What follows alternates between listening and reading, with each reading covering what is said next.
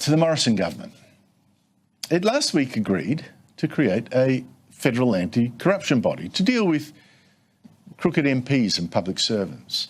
And the government said that this body would investigate and prepare charges where the evidence stacked up, but it would not be like the New South Wales Independent Commission Against Corruption, ICAC, which can actually hold public hearings.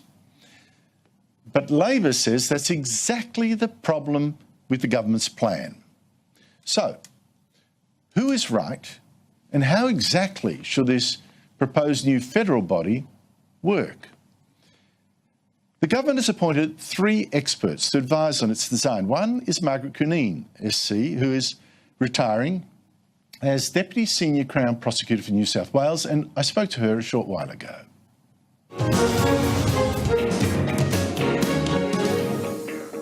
Margaret Cunneen, thank you so much for joining me. How should this new body work? The new body is going to be a body which doesn't start things of its own motion. It has matters referred to it. And so, of course, there are already a large number of integrity bodies in the Commonwealth sphere. So this will have oversight over those bodies and have matters referred to it. And it is not expected that public hearings will be a large part or any part of most of its work. Well, do you think they should be able to, this new body should be able to hold public hearings or not? Because obviously that's one of the points on which the Liberals and Labor are divided. Yes, well, I think that the call for public hearings is specious, because the people who advocate it, namely, of course, a lot of the media who just very much enjoy the airing of allegations before anything is finally proved. But public hearings lead to a great deal of confusion. It is said by people who want them that they educate the public about corruption, but they don't, because all they do is to confuse the public. The public hear these untested allegations, and 3 or 4 years down the track, or sooner or later, people are found not guilty or no charges are levelled, and so those people's lives are already ruined. So in a sense, the process is the punishment, and the punishment has been meted out. Well, it seems to reverse the normal process in a criminal matter where you would have the charges proved up well enough to warrant a trial. Here it's the trial first, and then we'll see if the allegations stack up. Yes, the New and of South course Wales, it's not even a trial. It's tricked up to look a bit like a court, but it's an investigative that's as far body. as the public's concerned, it is like a trial. I mean, Yes. that's the whole menace of the thing. Yes. Now, you mentioned ICAC, that's the New South Wales Independent Commission Against Corruption. Yes. Let's go to your case. They eventually admitted that they had stuffed this up completely against you, but initially they launched an investigation into you over claims that you'd coached your son's girlfriend into faking chest pains to avoid a breath test after a car accident. Yes. Now, you then took ICAC to the High Court, which ruled, in fact, that ICAC had no power to investigate conduct, which in any event could not be defined as corrupt. Can you tell us what exactly happened, and what did this whole schmozzle teach you? Yes, well, first of all, I didn't take ICAC to the High Court. They took us, because we'd won in the Supreme Court and they appealed. So they didn't even accept the highest court in their own state, that what was alleged against me could not have been corrupt conduct. But later on, an inspector's report and then an investigation, because it just never stopped. It kept growing a new tentacle. An investigation proved that this could never have happened. I wasn't at the car accident, neither was my son, and the driver, the young lady's telephone was in the wreck of the car. No one could have communicated with her. She was taken by ambulance to hospital, and her blood was immediately taken, 0. Now, that's when we heard about the car accident.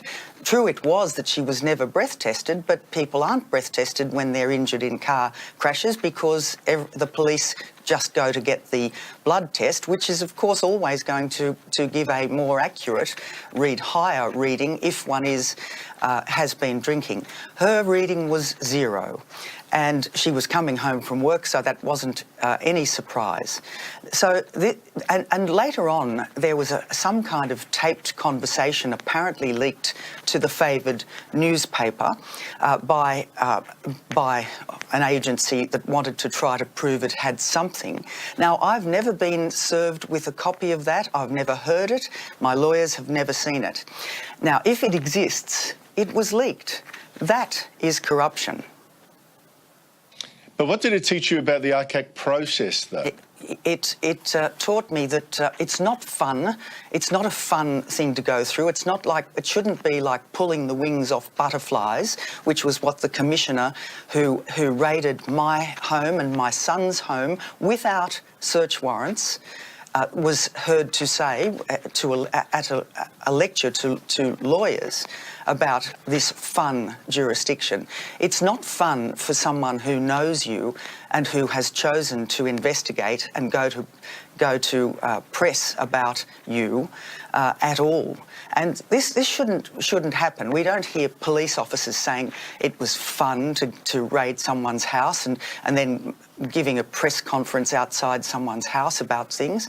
We don't hear courts rejoicing that and saying that we've had so much success because we've had all these convictions. This is unseemly. We have a rule of law. These bodies must not be above the law. And believe me, when a person from the ICAC agency went to my son's home and his girlfriend said, "Are you the police?" She was answered, "We are above the police." So these people became a law unto themselves. So that in the new agency that the Attorney General, Mr. Porter, is setting up, there will be oversight of that agency, because every such agency, the temptation to exceed jurisdiction, to go to the limit of the jurisdiction with the enormous powers which do exceed those of police, really must be checked and double-checked. Reporter Kate McClymont, who's obviously in this newspaper you keep referring to, the Sydney Morning Herald, and others are retweeting a picture of you 2 years ago shaking the hand of former Labor Minister Eddie Obeid. Oh, is she? I haven't caught up with that.